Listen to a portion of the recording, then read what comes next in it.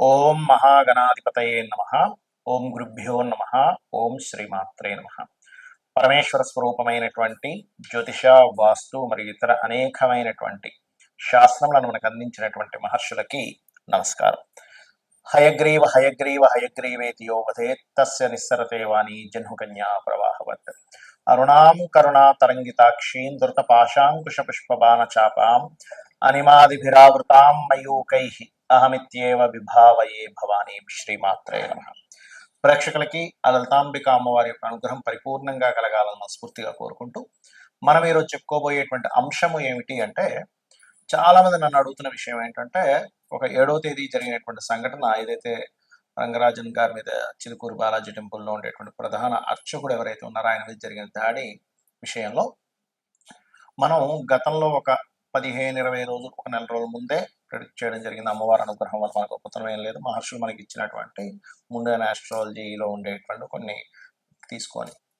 దానికి కారణం ఏమిటంటే, మిథున రాశిలో కుజుడుంటూ మీన రాశిలో ఉన్నటువంటి రాహు. అయితే ఇక్కడ ముఖ్యమైన విషయం ఏంటంటే, చాలా మంది నన్ను అడిగినటువంటి విషయం, దాని తర్వాత మరి 12 రాశుల వారికి కూడా ఈ మిథునంలో కుజుడున్నప్పుడు, మీన రాశిలో రాహు ఉండి శని సమీపిస్తున్నప్పుడు మరి సామాన్య ప్రజానీకానికి ఏ భావం మీద దీని యొక్క ఎఫెక్ట్ ఉంటుంది తెలియజేయండి అని నన్ను చాలా మంది అడిగారు.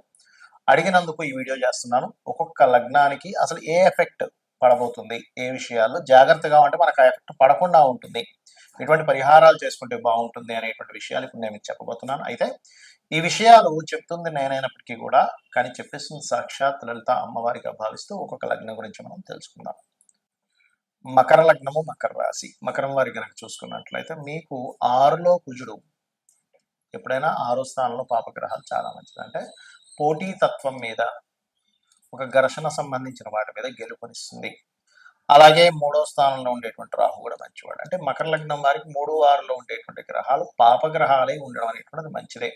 ఒక పరాక్రమంగా, ధైర్యంగా చేసేటువంటి వాటికి మంచి ఫలితాలు ఇస్తుంది. అలాగే ఈ లగ్నాధిపతి వెళ్ళి 2లో కంబస్ట్ అవుతున్నాడు. అంటే ఏమిటి, మీరు ఎవరికైనా మనీ ఇచ్చేటువంటి విషయంలో అక్కడ ఏదో స్ట్రక్ అవ్వబోతుంది అనేటువంటి చాలా స్పష్టంగా గోచరిస్తుంది, గుర్తుపెట్టుకోండి. కాబట్టి దీన్ని మరి ఎట్లాగా అంటే, సూర్య నమస్కారాలు చేయడం ద్వారా మాత్రమే మీకు ఈ ఫైనాన్షియల్ మ్యాటర్స్ విషయంలో ఎక్కడైనా స్ట్రక్ అయితే కనుక దాని నుంచి మీరు బయటపడడం జరుగుతుంది, గుర్తుపెట్టుకోండి. అలాగే మరొక విషయం ఏంటంటే, ఇక్కడ గమనించుకున్నట్లయితే ఇక్కడ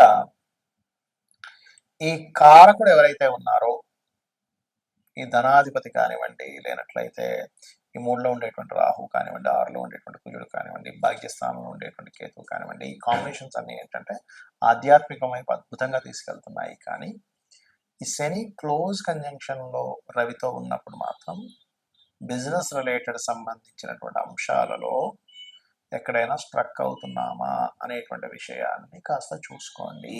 ఇది ముఖ్యంగా గుర్తుపెట్టుకోండి. అలాగే మరొక విషయం ఏంటంటే, ఈ స్ట్రక్ అనేటువంటిది అవ్వకుండా ఉండాలంటే గోవులకి కాస్త గోధుమ రవ్వ తినిపించడము, సూర్యుడికి సంబంధించినటువంటి ఆదిత్య హృదయ పఠనం చేయడము, గోధుమ రవ్వ లేదా గోధుమలు దానంగా ఇవ్వడము చేసినట్లయితే ఖచ్చితంగా మీకు ఇబ్బంది అనేటువంటిది రాకుండా ఉంటుంది. కాస్త లాంగ్ జర్నీ చేసేటప్పుడు, ఎందుకంటే భాగ్యంలో కేతువు కదా, జాగ్రత్తగా ఉంటూ వీలైతే ఏదైనా ఒక పుణ్యక్షేత్రానికి వెళ్ళి కనుక వచ్చినట్లయితే, ఇక్కడ పరాక్రమ స్థానాల్లో రాహువు కుజుడు ఉండడం మంచిదే. కానీ చిన్న చిన్న విషయాలకి అగ్రెసివ్ అవ్వడం, కోపం రావడం కూడా జరుగుతూ ఉంటుంది. కాబట్టి ఈ 2 నెలల్లో కాస్త అగ్రెసివ్గా తీసుకునే నిర్ణయాల విషయాల్లో కాస్త జాగ్రత్తగా ఉండండి, అన్ని విధాలా మీకు బాగుంటుంది. మరి కొంతమందికి జన్మజాతకం ఉండదు. మరి వారి పరిస్థితి ఏమిటి? జాతకం లేదండి, మరి మాకు ఎటువంటి వాటి మీద ఎఫెక్ట్ ఉండొచ్చు, యూనివర్సల్గా దేని మీద ఎఫెక్ట్ ఉండొచ్చు అంటే, మనం ఆల్రెడీ ఒక నెల రోజుల క్రితం నుంచి చెప్తూ ఉన్నాం. ఏమిటంటే అది ఈ తొక్కిసలాటలు కానివ్వండి, ఎందుకంటే మిథునంలో కూర్చున్నప్పుడు సహజంగా జరుగుతాయి, దాడులు ఎక్కువగా జరుగుతూ ఉంటాయి. దీన్ని ముండేన్ ఆస్ట్రాలజీ అంటారు, మైథుని జ్యోతిష్యము. జన్మజాతకం వేరు, మైథుని జ్యోతిష్యం వేరు. మైథుని జ్యోతిష్యం అంటే దేశం మీద, కాలం మీద ఇది ఎటువంటి ప్రభావం చూపిస్తుంది అనేటువంటి దాన్ని మైథుని జ్యోతిష్యం, ముండేన్ ఆస్ట్రాలజీ అంటారు ఇంగ్లీష్లో. జన్మజాతకం is different, personal chart reading is different. Personal చార్ట్లో మీరు పుట్టినప్పుడు ఉన్నటువంటి సమయంలో ఉండే గ్రహాలను బట్టి అవి ఎప్పుడెప్పుడు ఎటువంటి శుభ ఫలితములు ఇస్తున్నాయి, మీరు ఒక పని చేస్తున్నారు, ఎప్పుడు చేస్తే మీకు అద్భుతమైన ఫలితం వస్తుంది, అది వివాహం కానివ్వండి, సంతానం కానివ్వండి, ఆర్ సంథింగ్ బిజినెస్ పెడుతున్నారు కానివ్వండి, లేకపోతే ఒక మంచి పని ప్రారంభిస్తున్నారు, ఒక బిజినెస్ కానివ్వండి, అది ఏ టైంలో ప్రారంభించాలి ఏమిటనేటువంటిది మీ పర్సనల్ చార్ట్ చెప్తే కాలం అనుకూలిస్తుందా లేదా అని చెప్పేది ముండేన్ ఆస్ట్రాలజీ. అయితే ఇక్కడ జన్మజాతకం లేదు, ఇప్పుడు నేనేం చేయాలి అంటే సింపుల్గా నేను చెప్పేది ఒకటే. ఎప్పుడైనా కానీ ఈ రాహు ప్రభావము కుజ ప్రభావాలు ఎక్కువగా ఉన్నప్పుడు మీకు దీని యొక్క చెడు ప్రభావం పడకుండా ఉండాలంటే, ఎందుకంటే మనం ఎంత కరెక్ట్గా ఉన్నా సరే కాలం అనుకూలించకపోతే చేసిన ప్రయత్నం అంతా వృధా అవుతుంది. కాబట్టి కాలం అనుకూలించడానికి మీ అందరికీ చెప్పేది ఒకటి, చండీ చేసుకోండి. చండీ పారాయణం వినడం కానీ చదవడం కానీ. ఏమంటే చండీ చేయించుకోవాలంటే ఒక 40-50 వేలు అవ్వాలి, రావాలి కదండి మనకి, అన్ని డబ్బులు అంటే నా దగ్గర లేవంటే ఏమి టెన్షన్ పడకండి.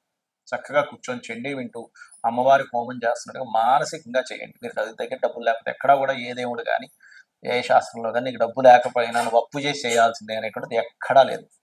ఏమంటే నాకు అది వినడము అదంతా నాకు కొంచెం ఇబ్బంది అని అనుకున్నారు ఉదాహరణకి, సరైన ఫోన్ లేదు అనుకోండి ఉదాహరణకి, మీరు ఓం ధుమ్ దుర్గాయ నమః, ఓం స్కందాయ నమః ఈ నామం చేసుకోండి చాలు, ఇంకేం అక్కర్లేదు. ఎందుకంటే ఈ కలియుగంలో నామస్మరణ మనస్ఫూర్తిగా కనుక మనం నామస్మరణ చేయగలిగితే మనల్ని అమ్మవారు రక్షిస్తుంది. ఇది బలంగా మీరు నమ్మాలి. ఎందుకంటే అమ్మ, ఈ ప్రకృతి అంతా ఎవరు అంటే అమ్మవారు. అమ్మవారి స్వరూపంగా ప్రకృతి ఉంది. మీరు అమ్మవారిని కనుక తలుచుకున్నట్లయితే ఖచ్చితంగా 100% రక్షించేస్తుంది. మరి ఈ ప్రభావం వల్ల ఇంకా ఎలాంటివి జరగనుంటాయి ఫ్యూచర్లో అంటే ఒకటే చెప్తానండి. ఈ రాహువు మీనంలో, కుజుడు మిథునంలో ఉన్నప్పుడు పర్టికులర్గా ఎవరెవరి మీద ఎక్కువ దాడులు ఉంటాయంటే ఈ పురోహితుల మీద, పండితుల మీద, పీఠాధిపతుల మీద, ధర్మం కోసం పోరాడే వారి మీద కూడా ఉంటుంది, గుర్తుపెట్టుకోండి. అలాగే సైనికుల మీద కూడా, ఎందుకంటే కుజుడు ఏ రకంగా అయితే రాహుని ఎఫెక్ట్ ఇస్తున్నాడో రాహు కూడా కుజుడికి ఎఫెక్ట్ ఇస్తూ ఉంటాడు. కాబట్టి సరిహద్దుల్లో ఉండేటువంటి సైనికులు, పోలీసులు, సెక్యూరిటీగా ఉండేటువంటి వారు, మీరు కాస్త భద్రతా సిబ్బంది ఏదైతే ఏ రంగాల్లో ఉంటారో అది కేవలం ఫిజికల్గా కనబడేది మాత్రమే కాకుండా మనకి సెక్యూరిటీ, సైబర్ సెక్యూరిటీ అంటూ ఉంటారు చూడండి. సైబర్ సెక్యూరిటీని కూడా బీట్ చేసేసి వాళ్ళు ఎంటర్ అయిపోయారు, ఈ రకంగా హ్యాకింగ్స్ జరిగాయి అంటూ ఉంటాం. ఎందుకంటే రాహు ఇస్ ది సాఫ్ట్వేర్. కాబట్టి ఈ సాఫ్ట్వేర్ రిలేటెడ్ సంబంధించింది అండ్ ఈ సెక్యూరిటీ రిలేటెడ్ సంబంధించిన కుజుడికి క్లాషెస్ వస్తున్నటువంటి సమయం ఇదంతా కూడా. కాబట్టి ఇటువంటివి ఏర్పడుతుంటాయి. ముఖ్యంగా మే, జూన్ వరకు కూడా కొంత జాగ్రత్తగా ఉండాలి. బికాజ్ ఆఫ్ మనకి షష్టగ్రహ కూటమి కూడా రాబోతుంది.